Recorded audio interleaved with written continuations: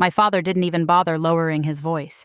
"Do we really have to stand beside a woman who looks homeless?" he asked, grin too wide, loud enough for nearby guests to hear.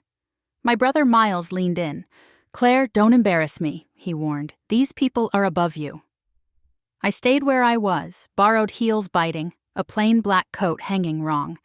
Eyes found me, then slid away. Clean, practiced dismissal. No one defended me. To them, I was the daughter who'd vanished and failed. A few people laughed, thin and careful. My stepmother, Veronica, stood a few feet off with her fixed smile, adjusting her bracelet like she could keep my disgrace from touching her. Dad smoothed his tie and turned to a couple near the bar, already bragging about a new venture, as if the insult was just a warm-up. Miles met my gaze from across the room, giving me the look I knew too well. Stay small, stay quiet. The ballroom glittered, chandeliers, oil portraits, a Christmas tree loaded with ornaments. Snow drifted past the tall windows, soft and indifferent. Leaving would have been easy. It was what the old me did: fold, apologize, disappear. I didn't. I crossed to the window and let the glass chill my palms. Under my sleeve, my watch ticked, steady as a heartbeat. A server passed with champagne, eyes sliding over me. I didn't ask. That's when Damian Rowe entered. His name sat on the invitation like a seal. People pivoted toward him without thinking. My father intercepted him near the bar, hand out, charm straining. Damian shook his hand, nodded once, then looked past my father's shoulder.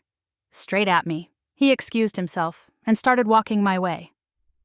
Damian crossed the ballroom with the kind of ease that makes other people adjust their posture. As he neared, chatter thinned without anyone admitting why. He stopped in front of me. "Claire," he said, my name made steady. My father slid in at his shoulder, smile fixed. "You two know each other?" he asked too loud. Damian looked at him, polite for a breath, then flatly surprised. "Yes," he said. "I answer to her." Silence tightened. A glass hung in midair. My father blinked. "I'm sorry?" "Claire Mercer is the managing partner of Rowe Capital," Damian said. "Majority owner." He turned his eyes back to me. Permission, not protection. "I do," I said. "It's true." Miles drifted closer, color draining from his face. Veronica's smile finally cracked. My father's throat worked. "Rowe Capital," he repeated, as if tasting a word he'd chased for years.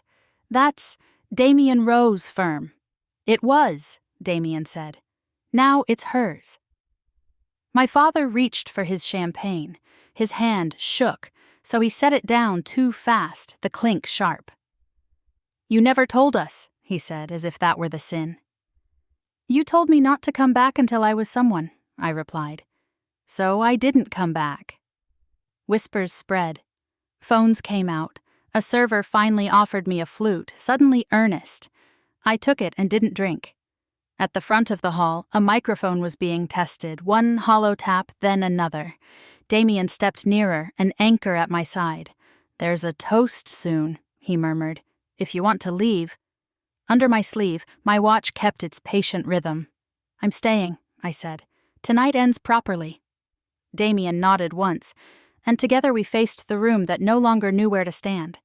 The microphone squealed, and my father climbed the stage as if he could step above the new gravity in the room. His smile returned in pieces. "Family," he began, voice thick, "is what matters most." Someone coughed a laugh. Miles stared at his shoes. Dad lifted his glass. "I'm proud my daughter made it home," he said. And the lie sat between us like a centerpiece. I felt my watch tick against my wrist, counting all the seasons he'd spent not calling. A man near the front asked, pleasantly ruthless, "Mr. Mercer, were you aware Miss Mercer runs Rowe Capital?" Dad's jaw flexed. "We've been apart," he managed. "By choice," I said. And my voice carried farther than I expected. Heads turned. The room held its breath again. I didn't look at Damian. I didn't need to. I left because I was told to fit or be erased. I chose neither. Veronica made a small sound, offended on behalf of a story she'd helped write. I stepped forward, not to claim the stage, but to end the performance. "I'm not here to punish anyone," I said. I'm here because I'm done shrinking. If you want to know me, learn me now. If you don't, that's fine." My father's eyes shone with something like fear, something like grief. "Claire," I raised my hand, gentle. "Time is the only thing you can't buy back," I told him, then slid off my watch and pressed it into his palm. He stared at it like a verdict. Outside, snow kept falling, indifferent and clean.